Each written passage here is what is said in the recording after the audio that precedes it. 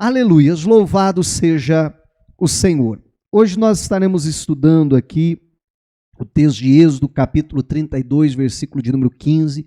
Eu quero falar um pouquinho a respeito de recomeços. Até o título da mensagem hoje é Quando é preciso recomeçar.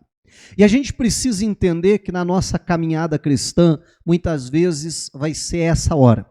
Vai ser preciso, então, de um recomeço.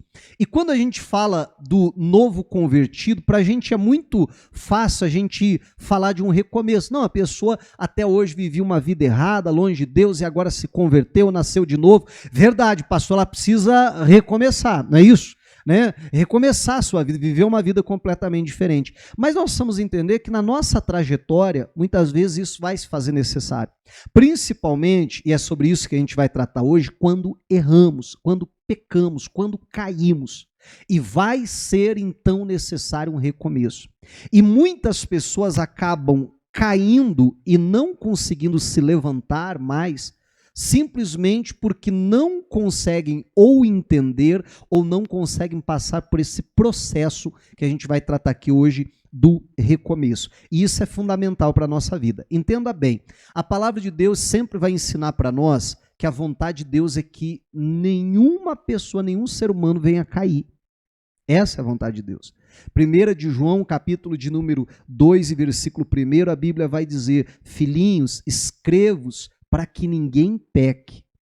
O propósito é ninguém pecar. Mas a Bíblia vai dizer assim: mas se alguém pecar, a gente precisa saber que tem um advogado. Quer dizer, se a gente caiu e se a gente precisa, então, de um recomeçar, a gente precisa entender que alguém pecar, que aquilo não é o final da trajetória da pessoa cristã. Você está entendendo? Que a pessoa pecar não é o fim. Que a pessoa precisa lembrar que há um advogado, que tem alguém que intercede por mim, que tem alguém que é o Senhor Jesus, que vai me ajudar a levantar, dar a volta por cima e quem sabe eu sair muito melhor até mesmo do que antes. Amém? É claro, é óbvio que o melhor é nunca cair. Esse é o melhor, essa é a vontade de Deus. Mas ainda quando caímos, há solução, há um advogado, há jeito, há forma de mudarmos essa situação e de, como eu disse, quem sabe até sairmos dali muito melhor do que nós entramos. Bom, Êxodo capítulo 32, versículo 15, a Bíblia vai dizer assim, Moisés voltou-se e desceu do monte com as 2 tábuas do testemunho nas mãos, tábuas escritas de ambos os lados, de um e de outro lado estavam escritas. As tábuas, olha só, eram obra de Deus. Também o que também o que estava escrito tinha sido escrito pelo próprio Deus, esculpido nas tábuas. Quando Josué ouviu a voz do povo que gritava, disse a Moisés: há um alarido de guerra no arraial. Moisés respondeu: o que ouço não é alarido de vencedores nem de vencidos, mas o alarido de pessoas cantando. Logo que se aproximou do arraial, viu o bezerro e as danças. Moisés ficou muito irado, arremessou as tábuas de pedra das suas mãos e quebrou-as ao pé do monte. Meu irmão, o que eu gostaria de lhe chamar a atenção hoje é que você pensasse o que eram essas tábuas. A Bíblia vai dizer que essas tábuas eram obra de Deus, que o próprio Deus havia então cortado essas pedras, que o próprio Deus havia escrito nessas pedras. Havia ali, posso dizer assim, a caligrafia de Deus, escrita pelo Senhor, de uma tal maneira que eu fico pensando a perfeição que não era aquilo, desde o próprio recorte da pedra, desde a própria escrita naquela pedra, o que era aquilo. Eu fico imaginando se, por exemplo, hoje aí encontrassem essa pedra. Claro que essa não existe mais, mas só para um nível aí da gente tentar pensar um pouquinho. Meu irmão, eu tenho a certeza que seria a maior descoberta arqueológica de todos os tempos. Eu tenho certeza que uma peça como essa, meu irmão, seria a peça mais valiosa do que qualquer obra de arte, do que qualquer obra arqueológica ou de qualquer outra coisa. Sim ou não? Você já imaginou o preço que não seria uma obra dessa? Se a gente, e eu estou olhando, analisando só para um aspecto natural. Agora, se a gente for olhar para um aspecto espiritual, ainda muito mais, porque Deus está dando toda a lei para a nação de Israel. E Deus, então, vai resumir toda a lei que leva 40 dias e 40 noites, Moisés no monte, e Deus explicando tintim por tintim tudo aquilo que era a lei, a vontade de Deus, e Deus resumiu aquilo nos 10 mandamentos. E faz aquela tábua. Aquela tábua representava, e de fato era, a lei. Amém. E Moisés está descendo com as tábuas. Agora, não dá nem para a gente dizer que o Moisés ele foi pego de surpresa com o pecado do povo. Porque se você lembrar a história, o próprio Deus vai dizer para Moisés, Moisés, desce porque o teu povo pecou. Não é isso? Então não dá nem para dizer assim, não, que ele foi surpreendido. Ele já estava descendo com aquelas pedras, sabendo que ia chegar lá embaixo e o povo havia pecado.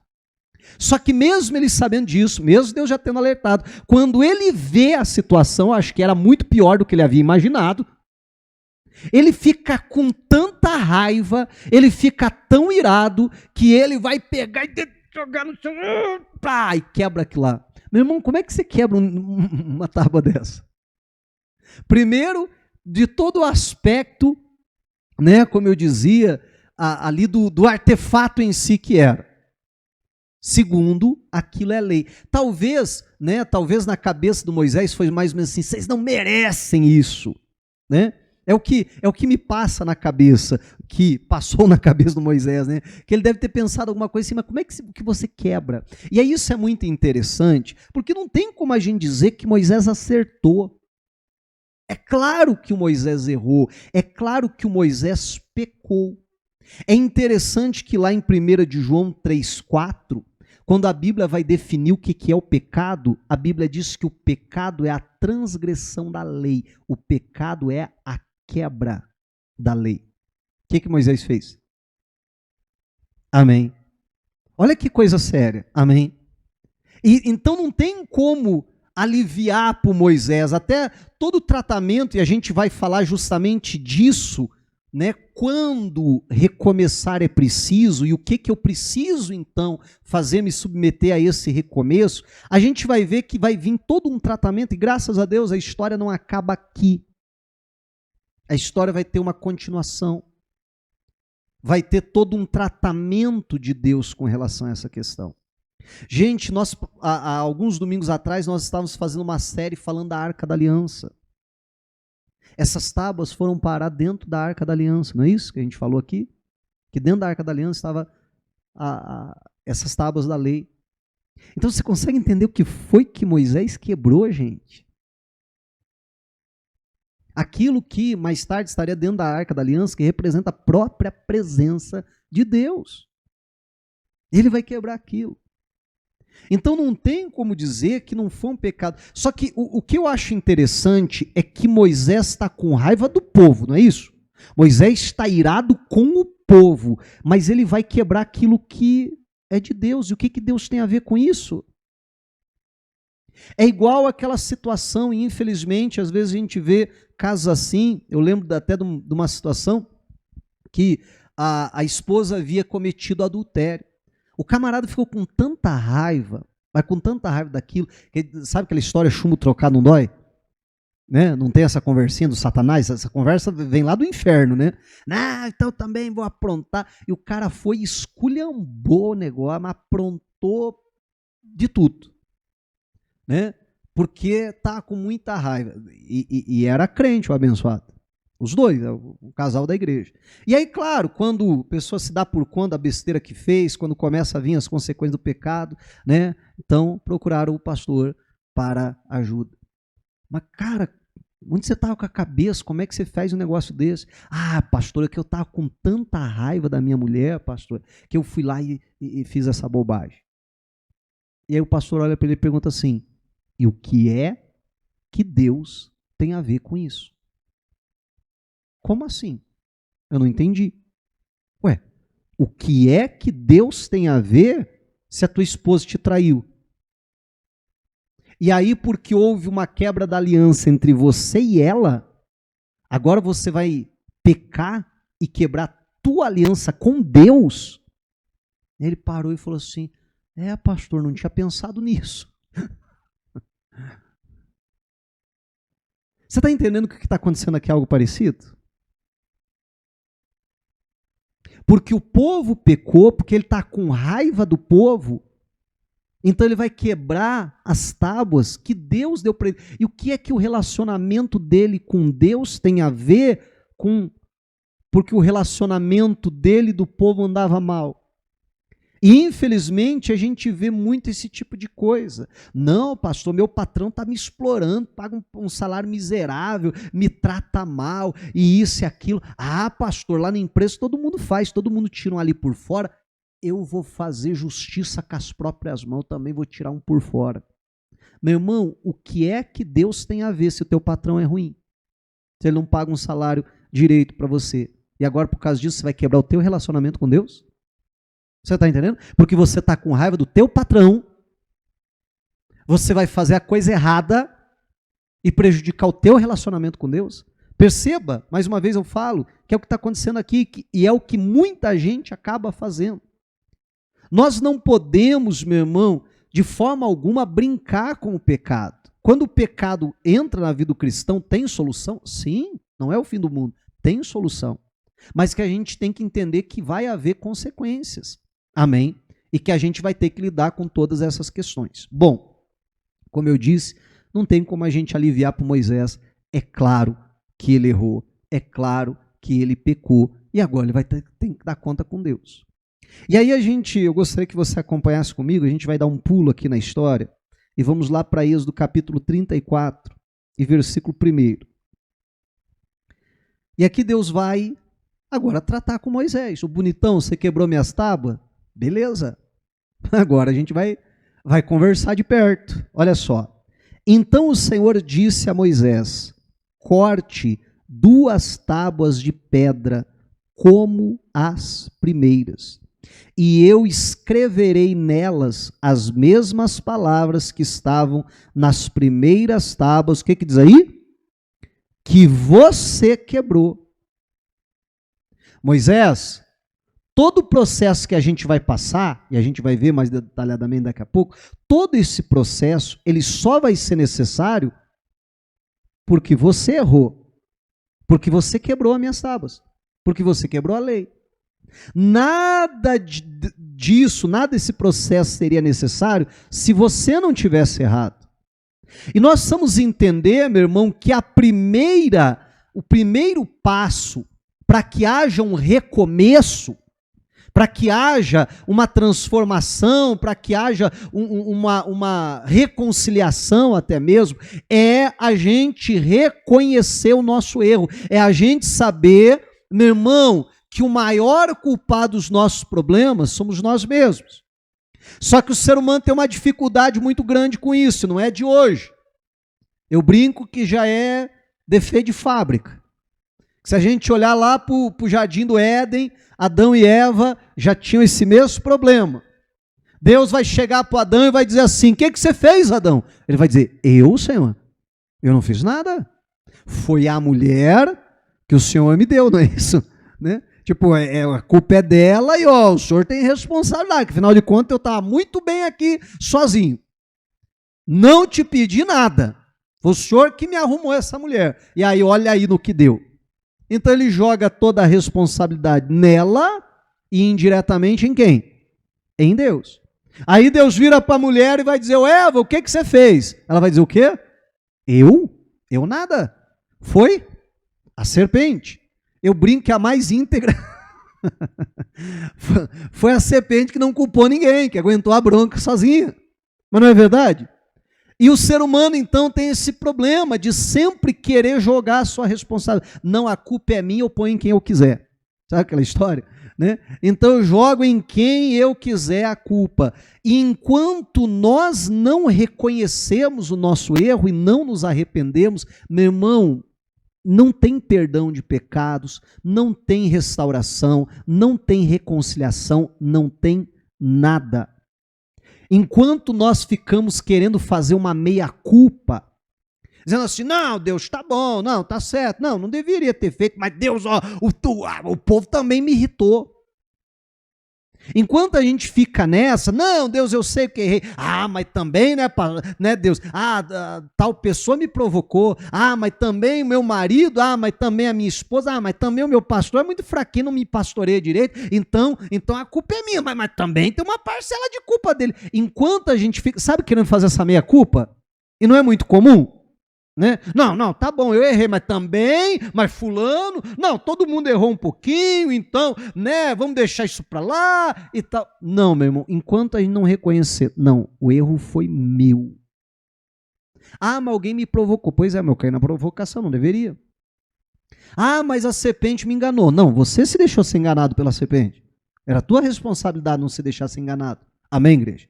Enquanto eu não assumir 100% a culpa, o erro, não tem restauração.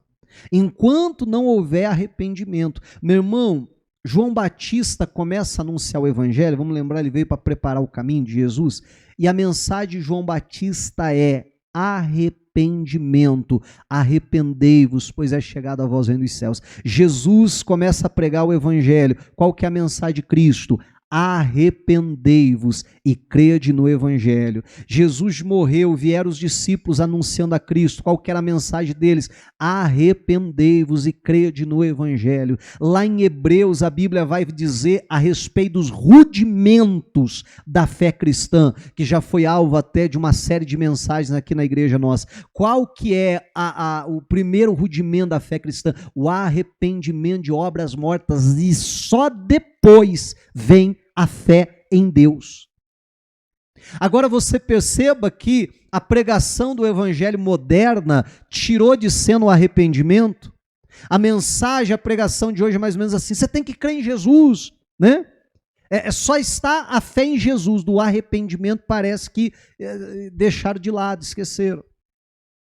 Só que, meu irmão, antes da gente crer, antes da gente ter fé em Deus, primeiro a gente precisa se arrepender. E olha só, entenda como isso é perigoso.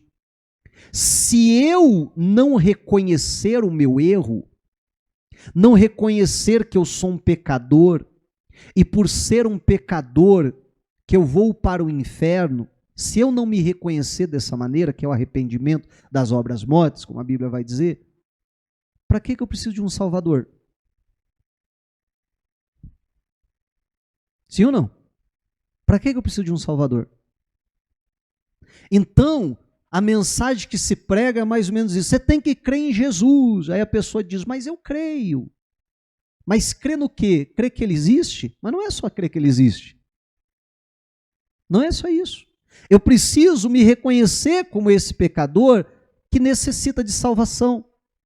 E que não é possível eu, por mim mesmo, alcançar essa salvação. Eu preciso de um Salvador. Eu preciso de Cristo. E agora sim, porque eu me arrependi, me reconheci o meu erro como um pecador, que preciso de um Salvador, agora sim eu vou crer no Evangelho. Arrependei-vos e crede no Evangelho. Agora eu vou crer em Cristo. Crer que ele existe, não crer na obra que ele realizou na cruz do Calvário, como meu Salvador. Agora, se a gente tira do Evangelho o arrependimento de obras mortas, a gente anula o Evangelho, simples assim. Amém? Então, o primeiro passo precisa ser o arrependimento. Ô Moisés, você é o culpado. Você quebrou. E agora, para que haja restauração e restituição, primeiro ponto, a gente vai partir daí. Amém? Nós precisamos reconhecer os nossos erros. Meu irmão, enquanto a gente fica, jogando a culpa em todo mundo, a culpa nunca é nossa. A culpa é de todo mundo, mas nunca é nossa. Nunca vai haver mudança nunca vai haver transformação na nossa vida. Nunca vai haver restauração. Nunca vai haver um recomeço. Amém. Continuando. Aí Deus continua falando. E prepare-se para amanhã, para que você suba pela manhã o monte Sinai e se apresente ali diante de mim, no alto do monte. Ninguém deverá subir com você, ninguém deverá aparecer em todo o monte, nem ainda ovelhas, nem gado devem ser apacentados diante dele. Então Moisés cortou 2 tábuas de pedra como as primeiras, e levantando-se de madrugada subiu o monte Sinai, como o Senhor lhe havia ordenado, levando nas mãos as 2 tábuas de pedra. Da primeira vez que Moisés subiu, ele precisou levar as tábuas de pedra? Não. Na primeira vez que ele subiu, ele não levou as tábuas, foi Deus. A Bíblia vai dizer que eram obras de Deus, que Deus escreveu nela. Ele só desceu com as tábuas. Agora, ele quebrou as tábuas. E agora ele vai ter que aceitar, é o segundo ponto que eu quero lhe chamar a atenção nesse processo de Deus, aceitar as consequências do seu pecado. Você agora vai ter que cortar essas pedras e você vai ter que subir com elas. E Deus deu prazo. Ó, se prepara, se vira aí, porque amanhã de manhã eu quero você aqui. É isso?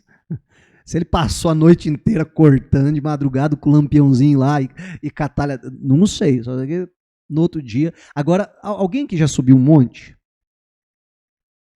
Já imaginou subir um monte? Só subir um monte já é complicado, já é difícil. Agora, você já imaginou subir um monte carregando 2 tábuas de pedra? Vai haver consequência?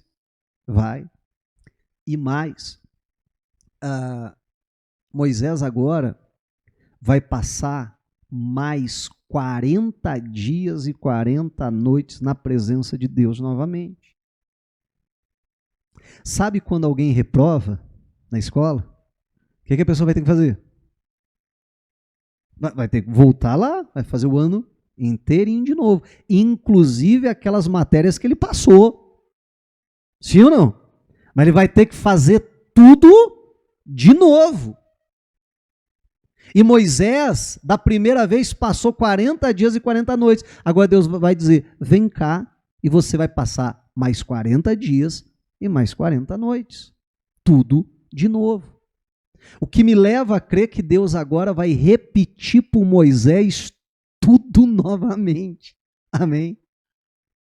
E Deus vai falar exatamente as mesmas coisas que já havia falado da primeira vez.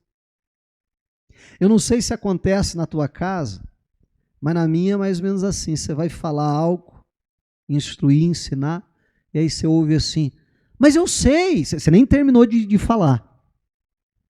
Você nem terminou de instruir, né? E você ouve lá do outro lado assim, mas eu sei. Aí o teu sangue, eu não sei, talvez vocês são muito mais pacientes que eu, mas daí teu sangue ferve quando você ouve uma frase dessa, né? E aí você precisa lembrar que você é crente, que você nasceu de novo, né? Que o Espírito Santo habita em você e tal. Você precisa lembrar de um monte de coisa, né? Mas se diz assim, ô criatura, se você sabe, por que não está fazendo? Então você vai sentar aqui, e não interessa se você sabe ou não, você vai me ouvir falar de novo. Amém? E aí eu fico imaginando mais ou menos isso. E o Moisés está lá e Deus está repetindo as mesmas coisas. Quem sabe Moisés... Gente, eu sei que eu dou umas viajadas, mas só para você entender, né? E o Moisés diz assim, Senhor, eu lembro dessa aula aí da primeira vez. Shhh, quietinho, Moisés. Você vai me ouvir falar? Tudo de novo. Tudo de novo. Mais 40 dias. Mais 40. Perceba, meu irmão, que um recomeço não é algo da noite para o dia. A gente não pode banalizar a coisa. Alguém pecou. E eu lembro de um obreiro que uma vez, né, chegou para mim e, bom, eu tinha tirado ele de obreiro, né, porque havia acontecido uma situação na igreja, e eu tive que afastá-lo de obreiro. E aí eu afastei ele de obreiro. Meu irmão, deu uns uns 2 ou 3 dias, assim, foi uma situação meio séria, assim, eu tive que pegar meio pesado, ele não gostou, saiu brabo, chutando os anjos e tal, mas deu uns 2, 3 dias, ele voltou assim, falou assim, ô pastor, né, até com uma voz diferente, ô pastor, então, olha, eu queria pedir perdão para o senhor, né, por aquilo que eu fiz, pela maneira que eu agi, quando o pastor foi me repreender e tal, eu queria pedir perdão, o senhor me perdoa? Eu falei, está perdoado, irmão, te perdoo. Amém, pastor, amém, obrigado, pastor. Posso voltar então domingo? Voltar para onde, irmão? Né? Não, voltar com o meu uniformezinho, né? Eu sou obreiro, né, pastor? Eu posso voltar a trabalhar? Eu falei, opa, irmão, aí a gente está falando de 2 coisas diferentes. Amém. Né? Eu falei assim, mas o pastor não perdoou? Perdoei, você está perdoado. Amém? Você está perdoado. Agora, meu irmão, um recomeço não pode ser levado na brincadeira. Eu falei, você está arrependido? Glória a Deus. Né? Como eu disse, eu te perdoo. Porém, a Bíblia, ela fala para a gente produzir os frutos dignos de arrependimento. Quando eu ver você produzindo esses frutos, fica tranquilo que você pode voltar. Mas enquanto eu não ver esses frutos na sua vida, a minha decisão continua de pé. Amém? Porque a gente não pode levar as coisas na brincadeira. Um recomeço não é da noite para o dia. Sabe? Não, pastor meu, eu estou arrependido. Não, pastor meu, eu confessei meu pecado, Deus me perdoou. Amém. Mas tem um processo, não é assim, gente. Amém. Não é na brincadeira. Tem um processo, e esse processo, ele requer tempo. Alguém, por exemplo, num cargo de liderança na igreja, cometeu um pecado. E por causa do seu pecado, porque caiu, precisou ser afastado. Meu irmão, isso não pode ser levado na brincadeira, isso requer um tempo. Pastor, é um tempo de punição? Não, não é um tempo de punição. É um tempo, porque toda liderança é baseada no exemplo. A pessoa não perdeu o exemplo? Perdeu o exemplo. Então ela vai ter que agora voltar a dar um bom exemplo, para que ela possa voltar a ser restituída na posição que ela estava antes.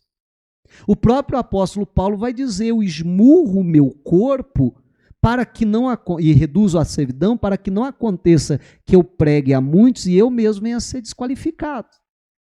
Eu entendo que ele está falando ali a respeito da salvação, mas não só isso, desqualificado para o quê? Para o ministério. Agora pare e pense comigo. Paulo deixa de controlar a sua carne, deixa de esburrar a sua carne, aquela luta diária contra a nossa carne. A carne de Paulo o vence e ele vai lá e comete um pecado. Agora ele foi desqualificado. Mas o conhecimento que ele tem acabou? Não. O preparo que ele tem acabou? Não. Mas ele perdeu o exemplo. Você consegue entender que agora tem um tempo até ele recuperar esse exemplo, até ele poder ser qualificado novamente. A Bíblia, lá em 1 Timóteo capítulo 3, 1 Timóteo capítulo 3, vai descrever lá as exigências para alguém ser, né, um diácono, ou para alguém fazer a obra de Deus. Meu irmão, lá nas exigências, é interessante que você pegar lá as exigências, você vai ver que apenas uma delas fala de capacidade. Todas as outras falam de caráter. A única que fala de capacidade é aquela, apto para ensinar. Tem que ter conhecimento, tem que ter um preparo, tem que saber ensinar, senão não adianta. Mas todas as outras características falam de exemplo, falam de caráter, porque a liderança é baseada no exemplo. Amém? Então, se a pessoa perdeu o exemplo, ela está desqualificada. Olha só, ela não precisou se qualificar para entrar, ela também precisa ser qualificada para ficar, para permanecer. E se ela se desqualificou, que é o termo que o próprio apóstolo Paulo usa, né? Então ela agora vai precisar de um tempo para alcançar novamente aquela posição e se qualificar novamente. Então, além de nós reconhecermos o nosso erro, nós precisamos aceitar as consequências. Pastor, olha, eu ouvi a palavra, Deus falou comigo que eu deveria confessar os meus pecados, eu fui lá, eu procurei a minha esposa, eu confessei os meus pecados para ela. Pastor, agora ela me botou para dormir na sala, pastor. Ah, pastor, me ajuda aí, intercede lá com ela. Te vira, meu irmão, é contigo. Não, pastor, me arrependi. Pois é, mas tem consequência. O pecado sempre vai ter consequências e a gente vai ter que aceitar as consequências do pecado. Olha só, Davi, ele pecou, não foi isso? Cometeu um adultério e o assassinato de Urias. Deus perdoou ele? Sim, ele se arrependeu. Deus perdoou ele. O próprio Natan vai chegar lá e vai dizer assim, ó, você pecou, mas você não vai morrer porque Deus lhe perdoou. Porque segundo a lei de Moisés, ele deveria morrer. Segundo o edito real, o decreto real, porque ele mesmo deu a sentença, lembra? Natan conta uma história, faz uma analogia lá, conta uma história, ele vai dizer, esse cara tem que morrer. Natan vai dizer, esse cara é você. Não é verdade? Pela própria sentença do rei, ele deveria morrer. Mas aí Deus vai dizer, você não vai morrer. Mas pronto, acabou aí? Não, a Bíblia vai dizer, mas a espada dos amorreus não vai se afastar da tua casa. Mas aquilo que você fez com a mulher de Urias escondido, vão fazer com as tuas mulheres aos olhos de todos, que se cumpre lá quando Absalão toma Jerusalém. Ainda que de forma temporária, mas toma Jerusalém, faz exatamente isso. Vai dizer, mas o filho que foi gerado por causa desse adultério, a criança vai morrer. Mas Deus não perdoou Davi? Perdoou, mas o pecado tem consequência. E a gente vai ter que aprender a lidar com as consequências do pecado. O Davi foi lá, se prostrou, não comia, chorou, intercedeu, pediu misericórdia a Deus para que a criança não morresse. O que aconteceu com a criança? Morreu. Porque o pecado tem consequência. Mas pastor, mas Deus não perdoou? Perdoou. Mas na cabeça de muitas pessoas, e é por isso que muitas pessoas fracassam nesse processo de recomeço, é que ela acha, não, mas eu me arrependi, então não tem que ter consequência nenhuma para o meu pecado. Não, arrependimento é uma coisa. Amém? Agora, o pecado sempre vai gerar consequência. E a Bíblia fala qual é a consequência do pecado, qual que é? Ou para ficar mais fácil, para te ajudar, qual que é o salário do pecado? Agora fui legal, né? O que a Bíblia diz? Que o salário do pecado, ou trocando a consequência do pecado, é a morte.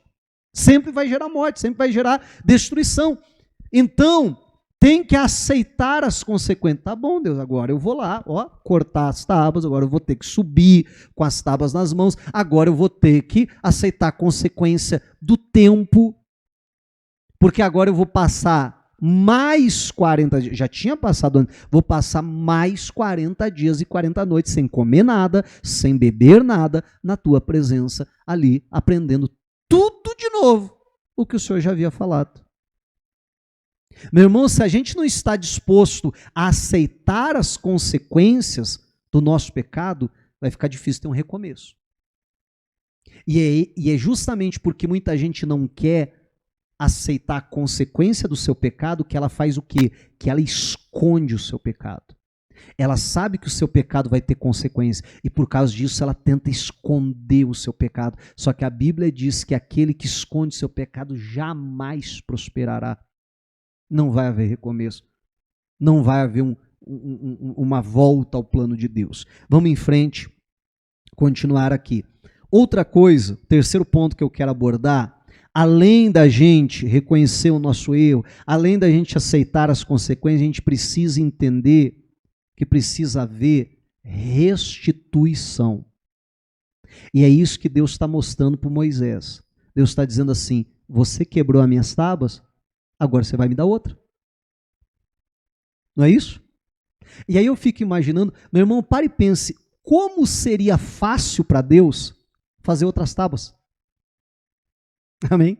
Como seria simples para Deus fazer outras tábuas. E agora pare e pense como foi complicado para Moisés fazer aquelas tábuas.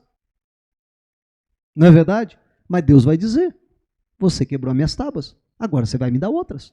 É engraçado que aqui, Deus diz assim, traga as tábuas que eu vou escrever. A gente já vai ver um pouquinho mais para frente que Deus vai dizer assim, quem vai escrever é você. Na minha cabeça é mais ou menos assim, Deus diz, olha, você quebrou minhas tábuas, agora você vai trazer as tábuas que eu vou escrever. Aí daqui a pouco Deus diz, quer saber, não vou escrever não, porque eu escrevi a primeira, agora quem vai escrever a segunda vai ser você. E aí vai ele lá, ó, com a talhadeirinha, tac, tac, tac, tac, tac, tac, tac. Quando eu falo disso, eu lembro de um filme muito antigo que eu assisti.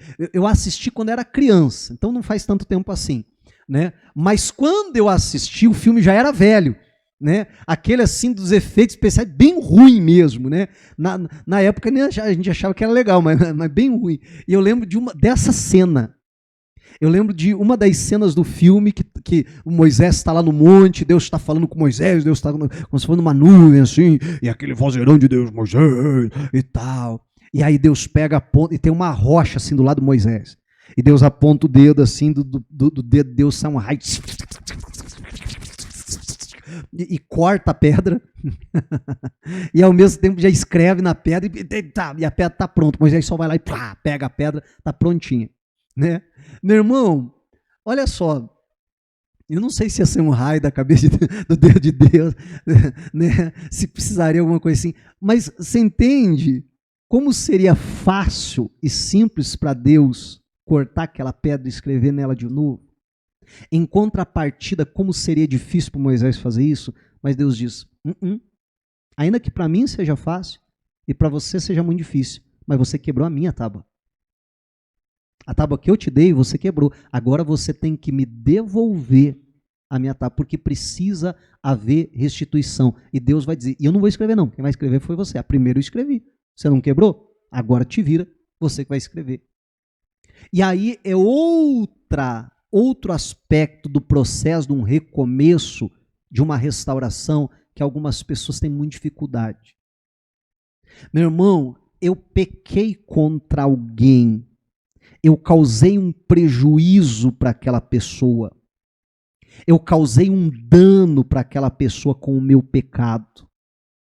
E aí, daqui a pouco eu me arrependo do meu pecado. Eu vou lá para Deus e digo assim, oh Deus, me perdoa, Senhor, por aquilo que eu fiz. E se eu confesso o meu pecado, estou arrependido, Deus me perdoa. Amém? Mas e aí? Aí eu digo, oh, Senhor, obrigado, Senhor me perdoa. Ó, vida que segue, mas pera lá. E quem eu prejudiquei? Você está entendendo? Agora simplesmente vida que segue e eu estou perdoado? Não, meu irmão, eu preciso reparar o dano que eu causei. No mínimo, se eu não tenho condições de reparar, quem sabe de uma maneira completa, ou quem sabe de uma forma financeira, vamos assim dizer, meu irmão, no mínimo que eu repare num aspecto emocional. Amém? Mas tem que haver restituição. Eu roubei, eu tenho que devolver. Eu causei um prejuízo para aquela pessoa, eu tenho que reparar o prejuízo que eu causei. Amém? Eu tenho que fazer isso. Eu tenho que ir lá, no mínimo, dizer para a pessoa, olha, eu lhe causei um dano, eu lhe causei um prejuízo, mas eu estou arrependido, olha, eu tive encontro com Deus, se eu tivesse condições de pagar, eu te pagava, mas rapaz, eu não tenho condições, mas eu gostaria de, no mínimo, te pedir perdão. No mínimo, confessar para você o meu pecado. Pastor, e se a pessoa não me perdoar? Aí é outra história, meu irmão. Mas você foi lá. Ai, pastor, mas que vergonha, né, pastor, que a gente vai ter que passar. Pois é, mas isso faz parte do processo de recomeço. Isso faz parte do processo. Amém?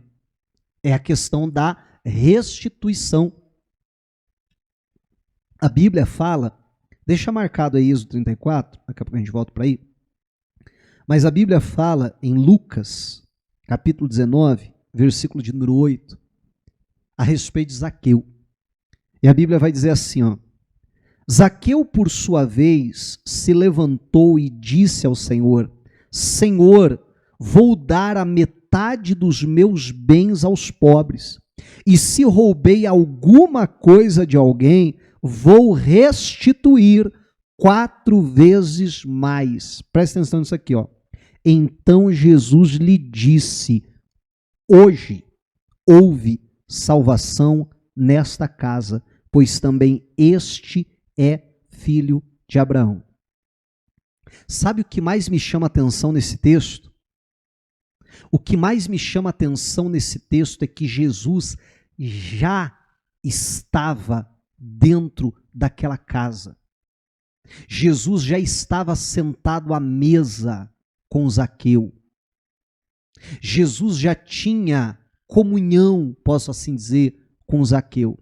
Mas só no momento que o Zaqueu se levanta e diz: Senhor, eu vou dar aos pobres metade do que eu tenho. Eu fico imaginando que na cabeça do Zaqueu foi assim: rapaz, metade do que eu tenho eu conquistei com o meu trabalho. Mas a outra metade do que eu tenho foi extorquindo, foi além do que é o meu salário. Eu acho, imagino que é a conta que ele fez. Então, opa, metade eu vou restituir. Eu vou dar aos pobres. E ainda da minha parte, daquilo que ficou comigo, se alguém mesmo assim se sentir lesado e me procurar porque eu defraudei, aquele dia lá, você me passou a perna, hein? Quanto que eu devia 10, você me cobrou 20. Então eu cobrei 10 a mais. Foi, então toma aqui 40, eu vou te devolver. Meu irmão, é nessa hora que Jesus vai dizer: hoje chegou a salvação aqui. Eu não sei se você entende o que eu quero falar. Jesus, olha só, imagine a situação. Jesus poderia fazer assim, ele está entrando naquela casa, ó, pisou o pé para dentro e dizer: hoje chegou a salvação nessa casa, porque Jesus não é a salvação? Sim ou não? Hoje chegou a salvação aqui, mas é nesse momento que Jesus fala? Não, Jesus já está lá dentro. Jesus já, eu não sei se você está entendendo a seriedade disso, Jesus já está lá dentro. E Jesus poderia ter ido embora. E se não houvesse restituição, Jesus iria embora, mas a salvação não teria chegado lá. Porque não sou eu que estou falando, é Jesus que está dizendo. No momento que ele decide restituir o que ele defraudou, Jesus diz: agora sim, agora chegou a salvação aqui. Agora eu vi que você se converteu de verdade. Não é mais ou menos isso? Meu irmão, será que nós estamos praticando essa restituição? Precisamos. Amém? Precisamos praticar a restituição para que haja salvação nesta casa, na nossa vida. Porque senão, nosso arrependimento, Deus, eu estou arrependido, me perdoa, Senhor. Mas pera lá, se eu estou arrependido de verdade, então não tem que consertar o erro que eu fiz? Amém? Eu sei que tem situações que não tem mais conserto. Eu sei disso. Amém? Vamos criar aqui um exemplo, tá? Vamos criar um exemplo. Eu era casado, larguei minha mulher, arrumei outra, larguei ela lá para trás com os filhos, sofreu como o quê? Tanto emocionalmente, quanto até financeiramente, que eu desamparei, porque entrei numa aventura e tal, o tempo passou, até casei com isso aqui, já tenho uma meia dúzia de filhos com ela. Aí eu me converto. Meu irmão, eu tenho que ir lá e no mínimo dizer: olha, eu tive encontro com Jesus. Não tem como eu restituir, não tem como eu restaurar os anos, o que eu causei no teu coração, a decepção que eu causei para os filhos. Não tem como eu reparar, tem coisa que não tem reparação. Eu vou fazer o quê? Vou largar da minha mulher atual para voltar para essa? Não tem lógica. Você está entendendo? Não tem como eu reparar, mas eu gostaria no mínimo te pedir perdão. Seu cachorro salafrário, sai daqui. Bom, pelo menos eu tentei. Amém? Meu irmão, mas, sabe, a gente tem tantos e ouve tantos testemunhos do que Deus já fez. O nível de reparação que Deus já não realizou. Quando há um coração sincero disposto a ir lá e restituir? Eu lembro de um testemunho que eu ouvi de um camarada que trabalhava numa empresa e ele roubava não só materiais, mas até recursos. E com aquilo ele construiu uma casa para ele. E aí ele construiu essa casa, e aí ele se converteu e ele, né, se arrependeu daquilo que ele fez. Ele procurou o seu patrão, chegou lá com a chave e disse: olha, está aqui a chave, essa casa não é minha, essa casa é tua. Porque essa casa aqui, eu construí ela desviando dinheiro aqui da tua empresa. E desviando material também, etc. Está aqui a chave. Inclusive, a gente pode sair daqui agora e lá no registro de imóveis que eu vou passar essa casa para o teu nome, porque essa casa não é minha. Essa casa é tua. E o camarada ficou tão impactado com aquilo, disse: eu nunca vi isso. Tantos funcionários já passaram aqui, situações que a gente até descobriu de fato de roubo e tal. Eu nunca vi isso acontecer. Não, meu amigo, fica com a casa. Não tem nada disso. Olha, só de você vir aqui falar isso e tal. Eu vi um outro testemunho também, esse é o contrário. Quem contou o testemunho era o empresário, que recebeu lá na sua empresa um ex-funcionário. E o ex-funcionário chegou lá e falou para ele: olha, eu vim aqui te pedir perdão. Mas por quê? Que é isso, rapaz? Não, que perdão nada. Tem nada para você pedir perdão. Não, tem sim. É que você não sabe. Mas enquanto eu trabalhei aqui, rapaz, você não sabe o tanto que eu roubava daqui. Você não sabe o tanto de dinheiro que eu já desviei. E aí ele contando, falando assim, eu do outro lado da mesa, comecei a lembrar tudo que eu fiz por aquele camarada para ajudar ele. Minha vontade era pular por cima da mesa, agarrar no pescoço dele. Era a forma que eu estava ali me sentindo, rapaz, meu tanto de coisa que eu fiz e o camarada estava fazendo isso ainda e me roubando desse jeito e tal. Mas daí ele, né, como eu brinco, lembro que é crente, né, que tem o Espírito Santo, precisa perdoar, e Deus está ali trabalhando no coração dele, falando com ele e tal, e Deus fala no coração dele: não, você vai perdoar ele. E ele diz: olha, eu quero dizer para você que você está perdoado, né, que ele foi lá perguntar: como que eu posso pagar essa dívida? Eu não tenho condições, mas quem sabe se fizer aí, eu pago um pouquinho por mês e tal, não sei o quê. Ele diz: olha, você está perdoado a dívida. Aí ele diz: irmãos, pior vocês não sabem. Daqui a pouco o Espírito Santo fala para mim: e você ainda vai dar um dinheiro para ele. Ah, não, aí... aí era demais, gente. Não, que isso, o cara veio aqui confessar que me roubou, eu ainda já perdoei ele, o senhor está dizendo que eu tenho que dar um dinheiro para ele e abençoar a vida dele. Você vai dar um dinheiro e você vai orar por ele e abençoar a vida dele. Aí você vê, meu irmão, como que o roubo não leva a pessoa a lugar nenhum, porque roubou e está na miséria. E o outro foi roubado e está bem. Verdade ou não é? Tendo condições até de abençoar aquele que estava roubando. E aí ele disse: não teve jeito, tive que pegar um dinheiro ali e falar assim: olha, além de eu te perdoar, eu quero te ainda abençoar, que Deus falou no meu coração que eu tenho que te abençoar com esse valor aqui. O camarada lá do outro lado desatou a chorar. E o de cá também desatou a chorar. E daqui a pouco os dois estão abraçados, chorando e tal, e ele ora por ele, abençoando a vida dele. Amém, igreja? Meu irmão, mas quantas pessoas não querem passar pelo processo todo? Ai, pastor, mas que vergonha, me imaginou eu ir lá e confessar? Pois é. Mas talvez é justamente essa questão da vergonha que Deus quer trabalhar, que faz parte do processo. Para a gente finalizar, vamos voltar lá onde a gente estava, Êxodo 34, mas agora nós vamos para o versículo 27. Porque é necessário reconhecer o erro, é necessário aceitar as consequências, é necessário que haja restituição, mas, meu irmão, para que o recomeço seja completo, para que a obra seja completa, é necessário, então, nós voltarmos ao propósito.